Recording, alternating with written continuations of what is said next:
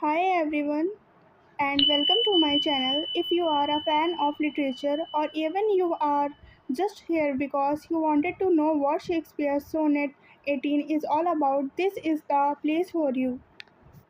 I break down classic poetry and plays, making them easier to understand and hopefully more fun to explore. Today we are diving into one of the most famous sonnets ever written. Sonnet 18. Shall I compare thee to a summer's day? Trust me, it's not as confusing as it sounds.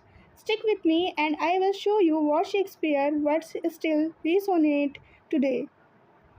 So grab a cup of tea, sit back and let's get started. So the opening lines are Shall I compare thee to a summer's day is one of the most famous lines in English literature. It comes from William Shakespeare's Sonnet 18, part of the Fair Youth sequence, and is known for its timeless beauty. But what exactly it is Shakespeare trying to express in this sonnet? Let's break it down. Themes of the sonnet. Eternal beauty versus transcend. At the heart of Sonnet 18, Shakespeare is exploring the tension between the fleeting nature of physical beauty and the more lasting power of poetry. By comparing a person to a summer's day, Shakespeare raises the question what lasts longer, the beauty of summer or the beauty of the person he is addressing. Now let's talk about the line by line analysis. So, shall I compare thee to a summer's day? The speaker begins with a rhetorical question, suggesting that the person he is addressing is as beautiful as a summer day. But Shakespeare immediately starts a deeper reflection: is summer the best comparison? Second is, thou art more lovely and more temperate. The speaker answers his question. Not only is the person more beautiful than a summer's day, but they also possess a more balanced, moderate beauty. Summer can be harsh with too much heat, but this person is more temperate, mild, and gentle. Now the next line are rough winds do shake the darling buds of May. Summer, though beautiful, has its flaws. Rough winds, which symbolize the unpredictable or negative aspects of life, shake the budding flowers. This hints at how beauty and youth can be fleeting or easily damaged. Next lines are, and summer's lease hath all too short a date. Summer is short lived. Shakespeare highlights the transience of summer, a metaphor for youth and beauty. This line introduced the idea that everything in nature, including beauty, is temporary. Next lines, sometime too hot the eye of heaven shines. Summer can be overly intense, too hot, harsh, suggesting that even natural beauty has its imperfection. Now the lines, and often is his gold complexion dimmed. This refers to the sun's rays being obscured by clouds, just as the sun's brightness is not constant. Physical beauty can be overshadowed by time, aging, or misfortune. And now the lines, and every fair from fair sometimes declines. Here Shakespeare is acknowledging that beauty is subject to decay. The idea that every fair from fair declines reflects the natural decay of all things, including human beauty, and now by chance of nature's changing course untrimmed.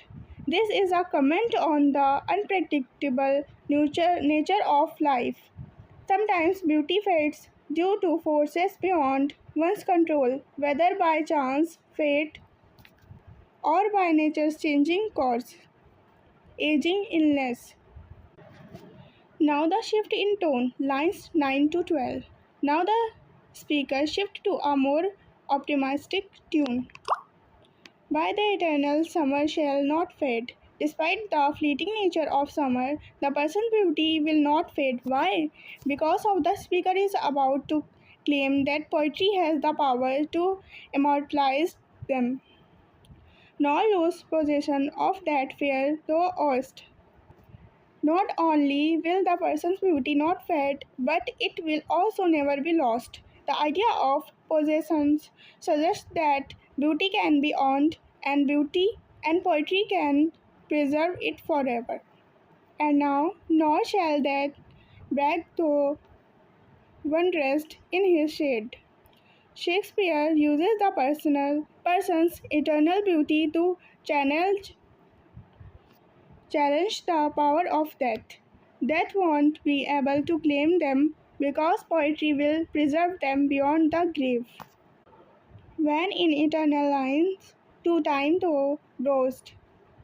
Here Shakespeare is referring to the poem itself. By writing this sonnet, the speaker ensures that the person's beauty will live on in these eternal lines, the words of the poem, defying time and decay. Now, the final couplet, lines 13 to 14. So long as man can breathe or eyes can see. This line expands the immortality of the person. As long as people exist to read the poem, the person's beauty will be remembered. And so long lives this, and this gives life to thee.